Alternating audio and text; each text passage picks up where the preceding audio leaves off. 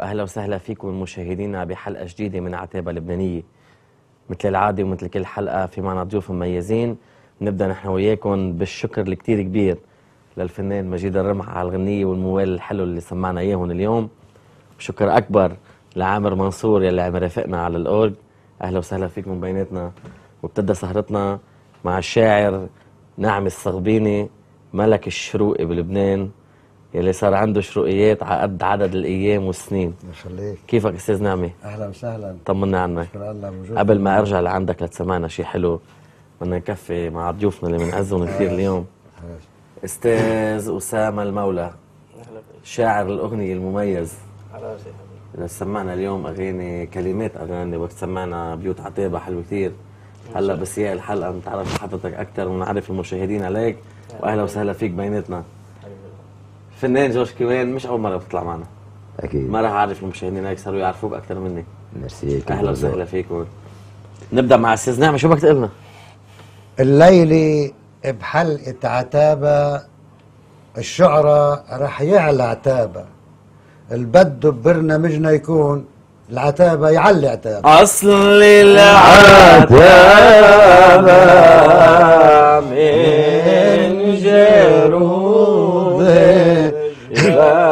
علينا. واخ لبن عصفور جبتلك عشاكي، لبن عصفور جبتلك عشاكي ورويتي قصة الشاكي عشاكي. بدل ما اكتب المبلغ عشاكي كتبت عشاك من الحباب. لا اهلا وسهلا شرفونا حبابنا واهلا وسهلا شرفونا حبابنا. وفوق عالطريق شعورنا زيح جمالي عن طريق شعورنا.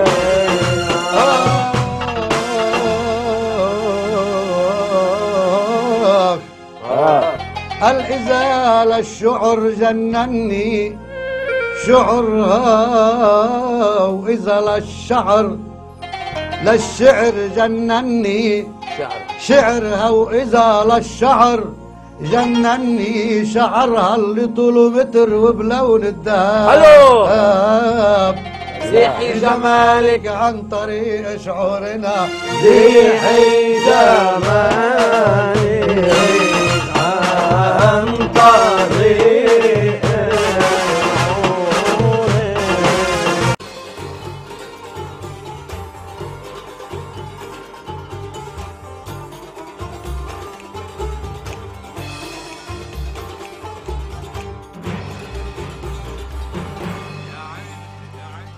مشاهدينا. رجعنا نحن وياكم لنكفي عتابة لبنانية بالفقرة الثانية لليوم. ومثل ما بلشنا مع ضيوفنا وعرفناكم عليهم بأول الحلقة، صار الدور انه نغوص نحن وياهم كل واحد بالمجال الفني يلي برع فيه، يلي وصل من خلاله صوته لإلكم ولغيركم قبلكم. استاذ نعمة، منين حضرتك؟ تربوا البقاع زحلة. تربوا البقاع زحلة، هي ببلشوا تربوا الزحلة البقاع. تربوا الزحلة مطرح ما بدك بنبلش مش مشكلة. استاذ نعمة، خبرني هيك قصتك مع الشروقي والعتابة والزجل. عندك كذا ديوان وعندك كذا كتاب موجود معنا منهم جزء من هالاجزاء. يعني بدنا حدا معنا بس ليحمل الكتب اسم الله اللي عندك اياهم. ديوان المنوعات شعر بالعامية، هذا بيتضمن حزازير شعرية، ردات غزل صغيرة لأنه الجيل اليوم ما بدوش قصايد كبيرة. تاريخ تربل من سنة 1780 لل 2007. صح. في عندك 100 شروقية لحورية، نيال قلبها الحورية. هذا أول ديوان الشروقي بنعمل بتاريخ الزجل. وهيدا الثاني ديوان الشروقي بينعمل بتاريخ الزجل. هذا الثاني ديوان بيروت عاصمة ثقافية، بيروت عاصمة هلا الكتاب. هيدا المتحف تبع تربل، اي ميوزي دو تربل. جست. عرفت انه حضرتك مع السيدة الأولى منى الهراوي عملتوا هالمتحف، وشو بتخبرنا عنه؟ بالمرحلة اللي أنا عم بكتب تاريخ تربول وردت هالفكرة إنه أهلنا بشو اشتغلوا وبشو الأدوات اللي كانوا يشتغلوا فيها على البيادر وبالفلاحة البدائية قبل ما تيجي الآلة. انتبهت لهم وصرت أجمعهم. أهل الضيعة أنا بحييهم هلا من هالحلقة ومن هالمطرح، تجاوبوا معي. صرت أجمع هالأغراض كلهم تبرعوا فيهم تبرع. وفي عندنا بيت قديم مبني من حوالي 200 سنة، حيث سميك من تراب وتبن، وسقفه كمان تراب وتبن وقصب وخشب. بعده بينحدل يعني؟ بعده على المحدلة بينحدل. جامع كل هالأغراض. وفي مرة بسمع أنا بيقولوا عم الست منى رئيسة المؤسسة الوطنية للتراث عاملة يوم للتراث. طلعت أنا لقيت يوم إعلامي للتراث، ما شفتش إلا شوية صور وشوية خطابات.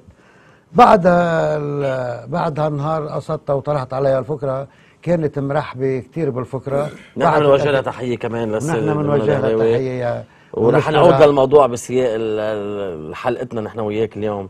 بدي حورية ما سمعنا منهم ولا وحدة. تكرم عينكم وعين المشاهدين. اوف اوف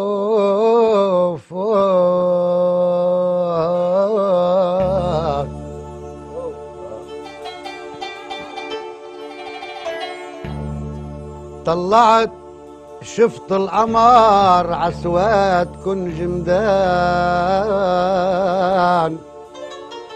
وانتي قباله على البلكون سهراني.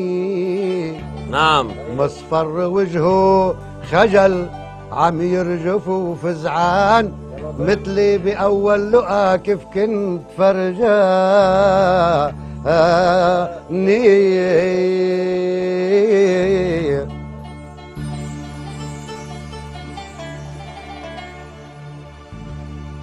عرفك عكتر الشوب مش طايق الفستان، وشرطك الابيض حلو عبلوز رماني. صارت انوار وتجي عرخامك العرقان، وتعكس لعنا صور لوحات فتاني.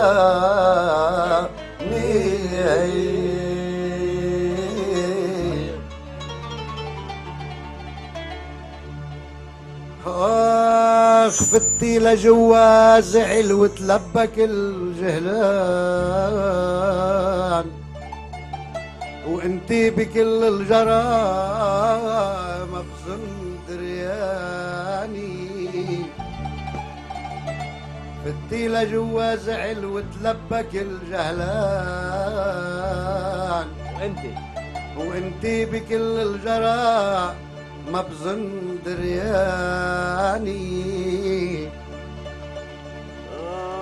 تاري اخونا القمر ما شافني سهران، وخمن مشاعدني والناس غفياني. اندهتوا يا ابن الفلك في أنظمة بلبنان، في حق شفعة إلي ببلكون جيراني.